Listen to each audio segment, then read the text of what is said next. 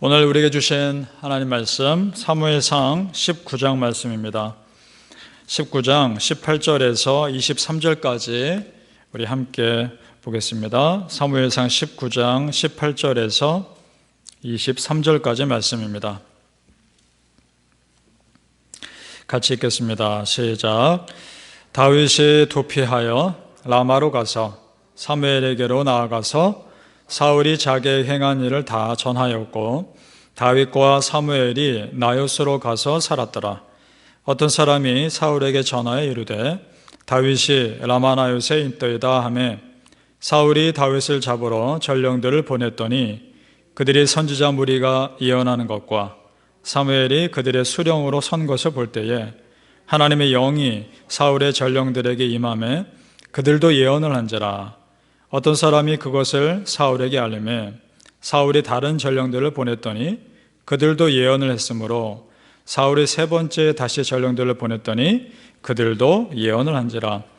이에 사울도 라마로 가서 세구에 있는 큰 우물에 도착하여 물어 이르되 사무엘과 다윗이 어디 있느냐? 어떤 사람이 이르되 라마나요스에 있나이다. 사울이 라마나요스로 가니라. 하나님의 영이 그에게도 임하시니 그가 라마나요스에 이르기까지 걸어가며 예언을 하였으며. 아멘. 오늘 새벽에 하나님의 예비하신 은혜가 우리 성도님들께 있으시길 축복합니다.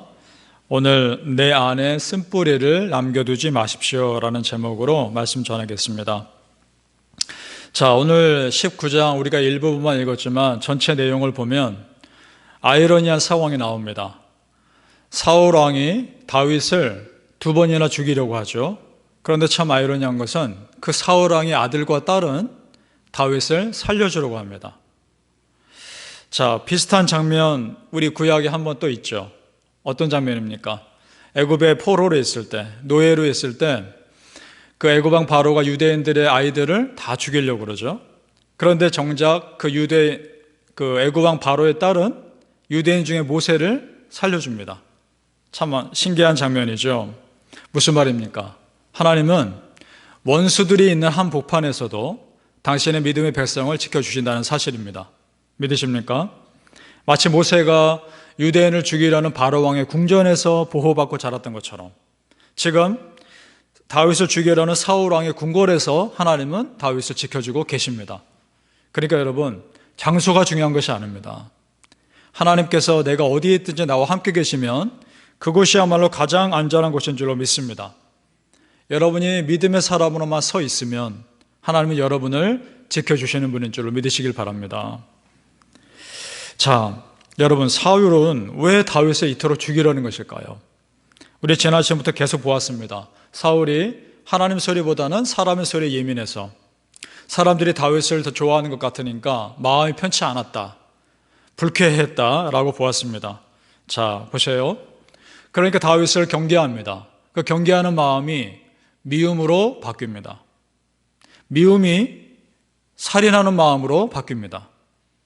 그 마음이 점점 더 잘못된 방향으로 가고 있죠. 그 안에 다윗을 미워하는 마음이 계속 자라고 있었던 것이죠. 그것이 그 마음의 쓴뿌리가 돼서 깊게 뿌리를 내린 것이고 그 마음의 쓴뿌리를 어둠의 영들이 공격하고 있는 것을 보게 되는 겁니다. 자, 우리 9절에서 10절을 한번 보시죠. 오늘 19장 9절에서 10절을 봅니다. 사울이 손에 단창을 가지고 그의 집에 앉았을 때에 여호와께서 부리시는 악령이 사울에게 접하였으므로 다윗이 손으로 수금을 탈 때에 사울이 단창으로 다윗을 벽에 박으려 하였으나 그는 사울의 앞을 피하고 사울의 창은 벽에 박힌지라. 여기까지 봅니다. 자, 사울의 악령이 사울을 공격합니다.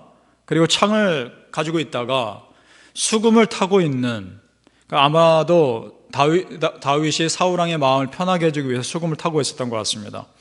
그를 창으로 던져서 죽이려고 했던 것이죠. 근데 여기서 오해하지 말 구절이 있습니다. 여호와께서 부리시는 악령이 사울에게 접하였으므로, 이걸 우리가 오해하지 말아야 할 것은 이것입니다. 하나님께서 일부러 악한 영을 이용해서 사울을 공격하고 있는 것이 아닙니다. 하나님이 악한 영들을 이용해서 사울을 죄짓게 만드는 것이 아니라, 그런 의미가 아니라 악한 영들조차도 하나님의 컨트롤 아래에 있지만 그 악한 영이 사울 왕을 공격할 때 하나님이 사울을 보호해 주지 않으신 겁니다. 왜냐? 이미 내가 사울을 버렸다고 말씀하셨기 때문입니다. 여러분, 이것이 정말 무서운 심판입니다. 하나님이 그 사람의 마음 악한 상태 그대로 내버려 두는 것이야말로 최고의 무서운 심판입니다. 왜냐? 그대로 내버려 두면 멸망 가운데 갈 것이 뻔하기 때문입니다. 이것이 정말 두려운 것이죠. 여러분, 우리가 은혜를 받는다는 것이 무엇일까요? 내가 은혜 받는다는 것이 정말 무엇일까요? 그것은 내 마음의 악한 마음에서, 미워하는 마음에서 내 마음을 돌이키시고 죄짓지 않도록 성령 하나님께서 붙들어 주시는 것, 그것이 은혜 받는 것 아니겠습니까? 믿으십니까? 훗날 다윗을 한번 보시죠. 다윗이 사울을 죽일 수 있는 기회도 2번이나 있었습니다. 그러나 죽이지 않죠. 어떻게 그럴 수 있었을까요? 하나님의 기름 부으신 자니까 그런 것도 있지만 다윗 마음 가운데 그 미워하는 마음, 그것을 다윗은 기도로 해결했던 겁니다. 미워하는 마음이 아마 계속 그 안에 있었으면 그 자리에서 죽였겠죠.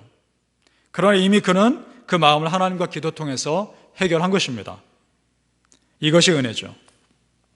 여러분, 혹여나 우리 안에 누군가를 미워하거나 그런 마음이 있다면 즉시 회개하고 그 마음을 예수님의 이름으로 끊으시기 바랍니다. 그래야 그것이 내 안에서 쓴뿌리가 되지 않고 어둠의 영들이 공격할 수 있는 먹잇감이 되지 않는 것입니다. 그리고 미움의 감옥에서 빠져나올 수 있게 되는 거죠. 바라기는 우리 성도님들, 하나님의 은혜를 방해하는 내 안의 그 쓴뿌리, 그걸 하나님 앞에 솔직히 고백함으로써 다 낱낱이 뽑아내시기를 예수님의 이름으로 축복합니다. 오늘 어둠의 영을 이기는 가장 확실한 방법이 나옵니다. 어둠의 영은 하나님의 영으로 대적하는 것입니다. 믿습니까? 다윗이 도망갈 때 더 이상 도망갈 데가 없으니까 이제 사무엘 선지자에게 피합니다. 라마에 있었죠. 라마에 있는데 사무엘 선지자가 다윗을 데리고 나요스로 갑니다. 그러니까 라마 나요스로 가는 거죠. 나요스는 히브리어로 거처, 머물 곳 이런 뜻입니다. 아마도 그곳에 선지자 학교가 있었던 것 같습니다. 사무엘 선지자가 가르치는 그곳으로 데리고 갑니다. 자, 오늘 우리가 읽은 18절 말씀입니다. 다윗이 도피하여 라마로 가서 사무엘에게로 나아가서 사울이 자기에게 행한 일을 다 전하였고 다윗과 사무엘이 나요스로 가서 살았더라. 이렇게 되어 있습니다. 자, 여러분, 다윗이 다른 누구도 아닌 하나님의 사람이라고 분명히 알려져 있는 사무엘 선지자에게 피했다는 얘기는 다윗이 하나님에게 피했다는 사인입니다. 하나님, 나 이제 하나님께 피합니다. 더 이상 도망갈 곳이 없습니다. 그런 의미죠.